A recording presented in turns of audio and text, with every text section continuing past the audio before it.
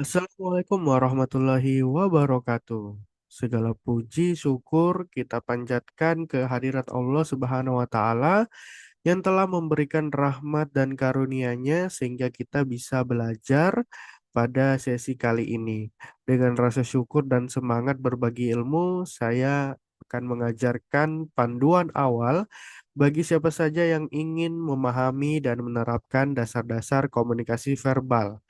Sebagai bagian dari perjalanan saya di E2PM, saya telah melihat langsung bagaimana komunikasi yang efektif menjadi fondasi keberhasilan dalam berbagai aspek kehidupan, baik dalam organisasi, komunitas, maupun dunia profesional. Kemampuan berkomunikasi dengan baik adalah keterampilan penting yang mempengaruhi keberhasilan individu maupun tim. Saya percaya bahwa komunikasi verbal yang baik bukan hanya soal berbicara, tetapi juga mendengar, memahami, dan menghargai proses interaksi. Sesi kali ini dirancang dengan pendekatan yang sederhana, sehingga mudah dipahami oleh pemula. Dalam sesi ini, kita akan membahas apa yang dimaksud dengan komunikasi verbal, mengapa itu penting, bagaimana cara mengembangkannya, kapan waktu yang tepat untuk menerapkannya, siapa saja yang dapat mengambil manfaat, dan di mana keterampilan ini dapat diterapkan. Selain itu, sesi kali ini dilengkapi dengan langkah-langkah praktis dan contoh kasus nyata untuk membantu teman-teman memahami dan mempraktekkan keterampilan komunikasi secara efektif. Saya berharap sesi ini dapat membantu Anda menjadi komunikator yang lebih percaya diri, efektif, dan berdampak dalam berbagai situasi. Selamat belajar, dan semoga sesi ini membawa manfaat yang nyata dalam perjalanan pengembangan diri Anda. Apa itu komunikasi verbal? Komunikasi verbal adalah proses penyampaian pesan melalui bahasa lisan yang melibatkan pengucapan kata, intonasi, dan nada suara. Menurut Joseph De Vito dalam bukunya The Interpersonal Communication Book, komunikasi verbal adalah alat utama dalam membangun hubungan interpersonal yang efektif. De Vito menekankan bahwa komunikasi verbal bukan hanya soal menyampaikan pesan, tapi juga memastikan pesan dipahami oleh pendengar. Menurut akademisi lain, seperti McQuail dalam Communication Theory, komunikasi verbal mencakup penggunaan bahasa sebagai alat utama untuk berinteraksi, mempengaruhi, dan mengelola hubungan sosial. Ia menyoroti bahwa kemampuan menggunakan bahasa dengan jelas dan efektif adalah keterampilan soft skill yang harus dikembangkan untuk mencapai tujuan komunikasi. Komunikasi verbal menjadi salah satu bentuk komunikasi utama yang digunakan manusia dalam kehidupan sehari-hari. Dale Carnegie dalam bukunya How to Win Friends and Influence People menekankan pentingnya komunikasi verbal dalam membangun hubungan interpersonal. Ia menyebutkan bahwa cara seseorang berbicara dapat mempengaruhi kesan pertama dan membentuk hubungan yang lebih baik dengan orang lain. Joseph De Vito dalam Interpersonal Communication Book menjelaskan bahwa komunikasi verbal mencakup elemen seperti pilihan kata, intonasi, dan kecepatan bicara yang semuanya mempengaruhi bagaimana pesan diterima oleh pendengar. Albert Mahrobens, seorang pakar komunikasi, menyoroti bahwa meskipun komunikasi nonverbal memiliki pengaruh besar, elemen verbal tetap penting untuk memastikan pesan disampaikan dengan jelas dan tepat. Dan jenis komunikasi verbal apa sih yang harus kita gunakan? Ada komunikasi formal, komunikasi informal, komunikasi kelompok, dan komunikasi interpersonal. Kita lihat dalam tabel di mana kita di sini ada jenis komunikasi verbal, contoh, dan trik menggunakan dalam situasi. Dalam komunikasi verbal langsung, kita bisa dapat contohnya dari dalam percakapan tatap muka, wawancara kerja, diskusi kelompok. Nah, trik dalam menggunakan situasi tersebut adalah gunakan kontak mata dan artikulasi jelas untuk menarik perhatian. Yang kedua adalah komunikasi verbal tidak langsung, di mana contohnya adalah panggilan telepon, konferensi video, pesan suara, Kita bisa menggunakan trik gunakan nada suara yang ramah dan kecepatan bicara yang sesuai. Kemudian ada komunikasi formal, di mana contohnya presentasi bisnis, pidato resmi, dan kita bisa menggunakan trik dalam situasi tersebut. Persiapkan materi dengan baik dan latihan sebelum berbicara. Kemudian ada komunikasi informal, yaitu percakapan sehari-hari dengan teman atau keluarga. Maka kita bisa menggunakan bahasa sederhana dan santai untuk membangun hubungan. Kemudian ada komunikasi kelompok. Di sini kita bisa lihat dari contohnya sesi brainstorming atau rapat tim. Maka trik yang bisa kita gunakan itu dengarkan ide dari semua anggota dan rangkum poin-poin pentingnya. Kemudian ada komunikasi interpersonal, di mana kita bisa melihat contohnya ada wawancara kerja, mentoring, dan percakapan dua arah. Maka triknya adalah menggunakan empati dan dengarkan dengan aktif sebelum merespon. Nah, kalau dalam contoh public figure, kita bisa melihat dari figur Barack Obama. Sebagai mantan Presiden Amerika Serikat, Obama dikenal memiliki kemampuan komunikasi verbal yang luar biasa. Dalam pidato-pidatonya, ia menggunakan intonasi yang tepat, struktur kalimat yang sederhana namun kuat, dan kemampuan mendengarkan audiensnya. Salah satu contohnya adalah pidato Yes We Can yang mampu menginspirasi jutaan orang. Mengapa komunikasi verbal itu penting untuk pemula? Yang pertama adalah meningkatkan kepercayaan diri. Pemula seringkali merasa ragu saat berbicara di depan umum. Maka dengan komunikasi verbal yang terstruktur dan latihan, mereka dapat lebih percaya diri menyampaikan ide. Contohnya seorang mahasiswa baru yang gugup saat presentasi kelompok. Namun setelah berlatih dengan teman-temannya, ia berhasil berbicara lancar dan mendapatkan pujian dari dosen. Yang kedua adalah mendukung interaksi sosial.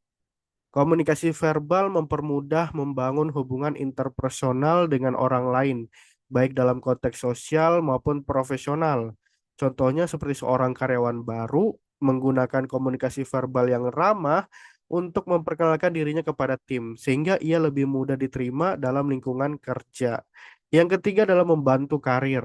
Kemampuan berbicara di depan umum atau menyampaikan ide dengan jelas merupakan keterampilan yang sangat dibutuhkan di tempat kerja. Contohnya adalah seorang staf pemasaran berhasil meyakinkan klien potensial dalam rapat melalui presentasinya yang terstruktur dengan baik, yang akhirnya menghasilkan kontrak bisnis baru. Yang keempat adalah menghindari kesalahpahaman. Pesan yang jelas dan terstruktur membantu mengurangi resiko miskomunikasi, terutama dalam diskusi kelompok atau proyek. Contohnya dalam sebuah rapat proyek, manajer memberikan arahan dengan spesifik dan terstruktur, sehingga seluruh tim memahami tugas masing-masing tanpa kebingungan. Bagaimana meningkatkan komunikasi verbal? Yang pertama adalah latihan berbicara. Berlatih di depan cermin atau dengan teman dapat membantu meningkatkan kepercayaan diri dan memperbaiki artikulasi. Contoh dalam prakteknya adalah cobalah membaca paragraf dari buku favorit Anda dengan suara keras. Lalu perhatikan kecepatan dan nada suara Anda.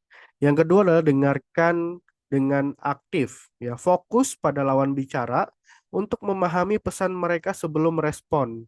Contohnya dalam praktek yaitu saat berdiskusi, ulangi poin utama yang disampaikan oleh lawan bicara untuk memastikan Anda memahami dengan benar. Yang ketiga, gunakan bahasa sederhana.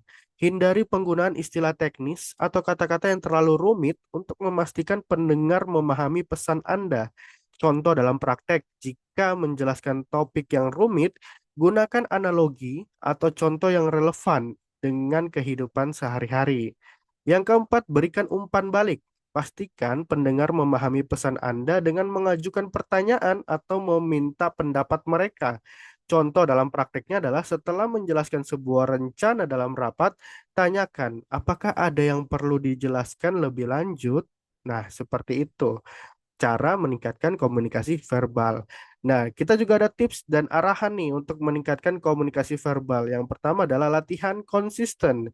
Jadwalkan waktu khusus setiap minggu untuk berlatih berbicara, seperti melalui presentasi simulasi, rekam dan evaluasi, rekam suara atau video saat Anda berbicara, lalu evaluasi intonasi, artikulasi, dan kecepatan bicara Anda.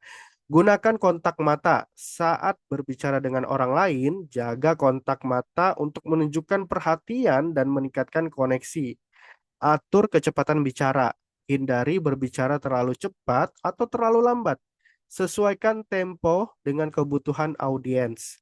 Yang keempat, gabungkan bahasa tubuh. Gunakan gestur yang relevan untuk mendukung pesan Anda seperti menganggukkan kepala untuk menekankan poin penting. Kapan komunikasi verbal dibutuhkan? Yang pertama adalah saat berpresentasi ya. Dalam contohnya, seorang manajer perlu menyampaikan ide inovasi kepada direksi perusahaan. Dengan komunikasi verbal yang jelas dan terstruktur, ia mampu meyakinkan direksi untuk mengimplementasikan rencana tersebut. Nah, kita bisa lihat dari contoh Barack Obama sering menggunakan komunikasi verbal yang kuat dan terstruktur saat memberikan pidato atau presentasi untuk mempengaruhi audiens secara efektif. Yang kedua adalah dalam rapat. Seorang karyawan diminta memberikan pendapatnya dalam rapat tim. Dengan memilih kata yang tepat dan nada yang profesional, ia menyampaikan ide yang diterima dengan baik oleh rekan kerjanya. Dalam public figure-nya kita bisa melihat nih Sheryl Sandberg, COO-nya Meta, dikenal sebagai pembicara yang efektif dalam rapat dan diskusi strategis. Ia selalu mendukung keterbukaan dan kolaborasi dalam komunikasi. Kemudian dalam wawancara kerja, seorang lulusan baru menghadapi wawancara kerjasama dengan persiapan komunikasi verbal yang baik. Ia mampu menjawab pertanyaan dengan percaya diri dan memberikan kesan positif. Dalam contoh public figure, kita bisa melihat dari Oprah Winfrey dalam wawancara televisi sering menunjukkan kemampuan komunikasi verbal yang luar biasa untuk menciptakan hubungan dengan tamu dan audiens. Dalam percakapan sehari-hari, seorang pelayan restoran menggunakan komunikasi verbal yang ramah untuk melayani pelanggan, meningkatkan pengalaman mereka di restoran. Kemudian dalam contoh public figure-nya kita melihat nih Najwa Shihab dalam percakapan dengan narasumber di program Mata Najwa menggunakan pertanyaan yang tajam namun tetap ramah untuk menggali informasi. Dalam negosiasi, seorang pengusaha mencoba meyakinkan investor untuk mendukung proyeknya. Dengan komunikasi verbal yang persuasif dan jelas, ia mampu mendapatkan dana yang dibutuhkan. Contoh dalam public figure adalah Elon Musk dalam sering menggunakan komunikasi verbal untuk menjelaskan visinya kepada investor dan publik, terutama terkait SpaceX dan Tesla. Yang mem Siapa yang membuat komunikasi verbal ini menjadi baik ya, menjadi yang baik gitu. Yang pertama adalah pelajar. Pelajar, seorang siswa menyampaikan pertanyaan di depan kelas dengan nada ragu dan kata-kata yang tidak terukur, membuat teman-temannya sulit memahami apa yang dimaksud. Maka dampak buruknya adalah guru atau teman bisa salah menafsirkan pertanyaan tersebut, sehingga solusi yang diberikan tidak tepat sasaran. Selain itu, siswa tersebut bisa kehilangan kepercayaan diri. Solusinya adalah berlatih menyusun pertanyaan sebelum berbicara dan berbicara dengan nada yang jelas. Kemudian dari peran karyawan. Dalam rapat, seorang karyawan menyampaikan pendapat dengan nada tinggi dan terlalu agresif, membuat rekan kerja merasa tidak nyaman. Dampak buruknya adalah hal ini dapat menciptakan suasana kerja yang tegang dan menghambat kolaborasi tim. Maka solusinya, gunakan nada yang tenang dan pilih kata yang menghormati pendapat orang lain. Peran pengusaha. Seorang pengusaha menjelaskan ide bisnis kepada investor dengan kalimat yang bertele-tele dan tanpa fokus, sehingga ide sulit dipahami.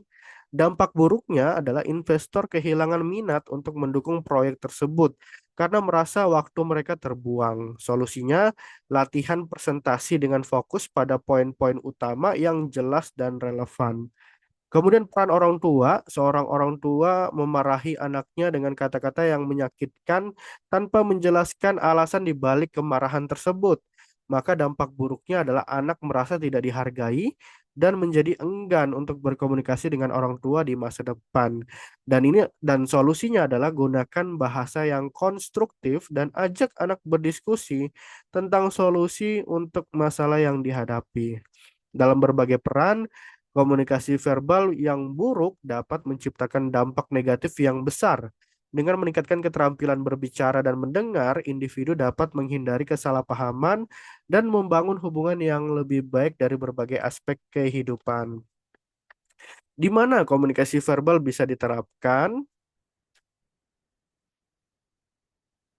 Yang pertama adalah di tempat kerja, ya. Dalam rapat tim, seorang manajer menggunakan komunikasi verbal yang jelas untuk membagi tugas proyek. Nah, sebabnya komunikasi yang jelas membuat setiap anggota tim memahami peran dan tanggung jawabnya mereka.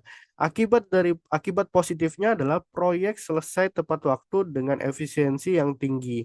Bayangkan jika tanpa komunikasi verbal yang baik, maka anggota tim bingung tentang tugas mereka, menyebabkan penundaan proyek dan frustasi. Di sekolah, guru menggunakan komunikasi verbal yang interaktif saat menjelaskan materi. Sebabnya, penyampaian materi yang melibatkan siswa mendorong partisipasi aktif. Akibat positifnya adalah siswa lebih mudah memahami pelajaran dan termotivasi untuk belajar. Bayangkan kalau tanpa komunikasi verbal yang baik, maka siswa kehilangan minat belajar karena penyampaian materi monoton dan tidak menarik. Di rumah, orang tua menggunakan komunikasi verbal yang tenang untuk mendidik anak tentang pentingnya tanggung jawab. Sebab pendekatan yang konstruktif membantu anak memahami tanpa merasa tertekan. Akibat positifnya adalah anak belajar memahami dan menjalankan tanggung jawab dengan sukarela. Bayangkan tanpa komunikasi verbal yang baik, anak merasa tidak dihargai dan cenderung menghindari diskusi dengan orang tua. Nah, kemudian di peran di lingkungan masyarakat, pemimpin komunitas menggunakan komunikasi verbal yang persuasif untuk mengajak warga bergabung dalam kegiatan sosial. Sebabnya pesan yang disampaikan dengan bahasa yang mudah dipahami dan nada persuasif menarik perhatian warga. Akibat positifnya adalah partisipasi warga meningkat dan program sosial berjalan dengan sukses. Bayangkan tanpa komunikasi verbal yang baik, maka warga merasa tidak dilibatkan sehingga program sosial kurang mendapat dukungan. Ya, demikian materi kita pada sesi kali ini tentang dasar komunikasi verbal. Bersama kita bisa menciptakan generasi unggul melalui edukasi, kompetisi, dan proyek nyata. Saya akhiri, wassalamualaikum warahmatullahi wabarakatuh.